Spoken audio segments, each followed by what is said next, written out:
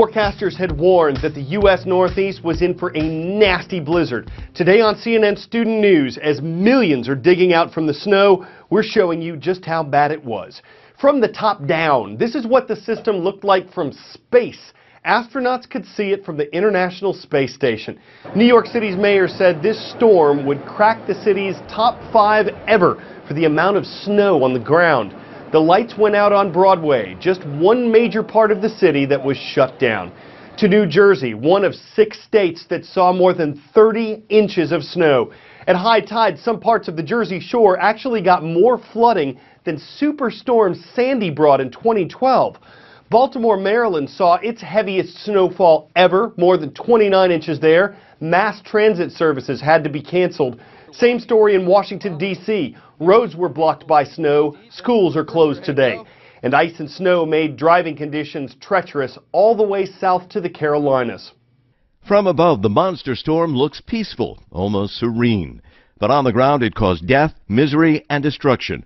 From fatal accidents to huge snow piles, flooding, and the complete shutdown of major cities. The blizzard of 2016 is one for the record books. This is a historic snowstorm. This is a huge challenge for Pennsylvania. We are deploying all of our resources to try to make sure that the people of Pennsylvania are safe. Okay, back, now forward. As the weather begins to subside and people dig out from tons of snow, it could be days before life gets back to normal. Stay patient, and to quote a line from one of my favorite musicals, we're all in this together. So just stay patient. I've never seen anything like it. Within minutes, a rush of water from that bay came over into the harbor and essentially flooded our crew. In New Jersey, coastal residents are assessing damage from tidal flooding that sends seawater and ice blocks onto town streets. I came home early from work yesterday. I cleaned out the bottom half of my house and I brought everything up. Smart. Yeah. We learned from Sandy, so. In Kentucky and Pennsylvania, stories of epic traffic jams, some motorists stranded for almost 24 hours. I've never been stuck on a highway this long before. We've been here for about 15 hours.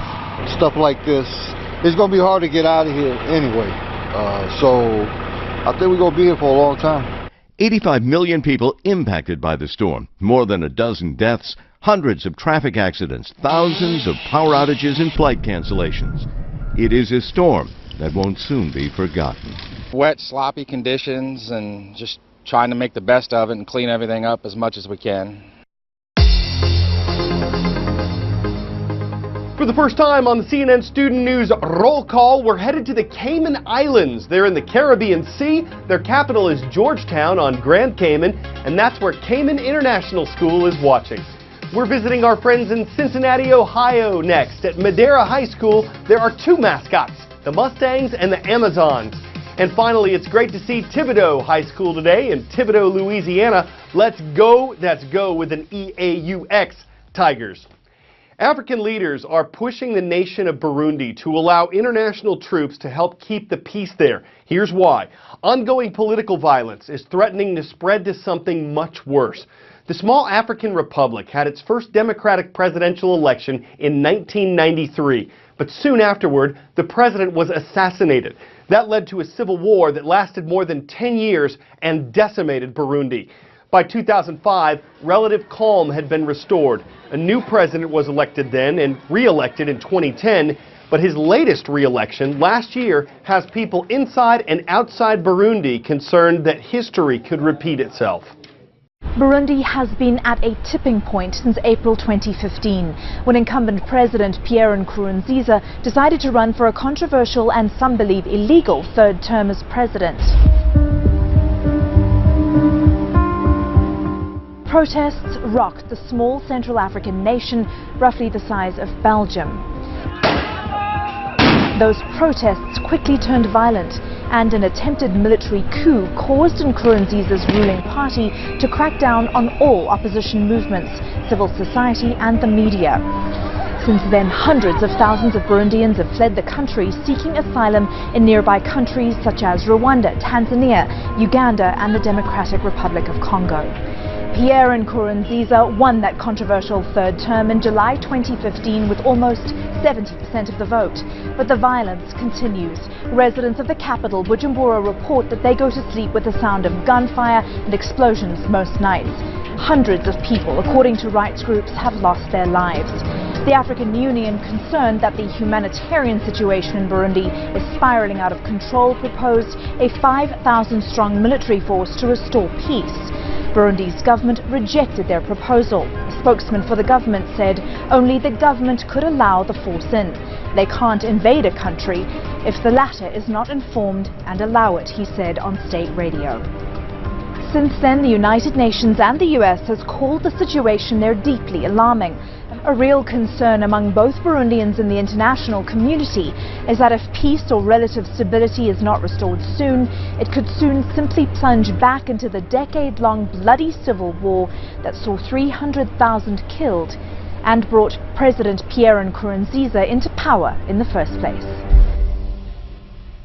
We've seen thousands of you here on the CNN studio tour in Atlanta, Georgia. If you're planning a visit this spring, there's a new option for you. The CNN Student News with Carl Azuz tour. Yes, I am happy to be part of it. It's all things CNN Student News, from the production process to the puns. Please keep in mind, though, that space is limited and you will need a reservation. For more information on this or the regular CNN studio tour, please send an email to atltour@cnn.com. Let's hang out, y'all, starting this March.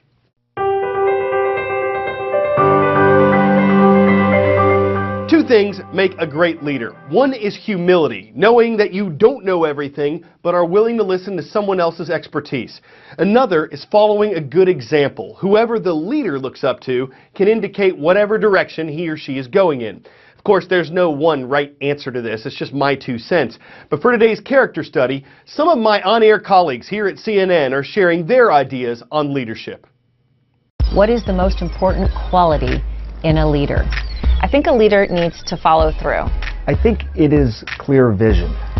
Decisiveness. Listening and understanding. Leadership is defined by showing a good example to others. Vision, it's communication, it's confidence, and it's a fair amount of being a good cheerleader. Who is someone you consider a great leader? My dad. I'd have to say it's my mentor, T.D. Jakes. I would say Oprah, and I think what Oprah has really taught me, just as a fan and a viewer over the years, the key isn't to talk. The key is to listen. Are you a good leader? Absolutely. I don't know. Sometimes. I am a great leader. I'm an excellent leader. I try my best. Sometimes yes, sometimes no. Are you a good leader? No. What question did a mentor encourage you to ask yourself that impacted your career choices? My mentors would say to trust your instincts, to make sure that you listen to yourself, because if you do that and you do it well, it's going to pretty much always lead you down the right path. Impromptu experiment at the International Space Station. Ping pong with water. Astronaut Scott Kelly has 2 hydrophobic paddles. They repel water. So all you have to do is squirt a ball of H2O into the microgravity environment and bam, ping pong. Now before you say this is the slowest game of ping pong ever, the space station is moving at more than 17,000 miles per hour. So actually this is the fastest game ever. You could call that water table tennis, a new spin on ping pong where every smash makes a splash. But don't dip out just yet, because we're closing today with an incredible time-lapse video of one of Washington, D.C.'s heaviest snowstorms on record.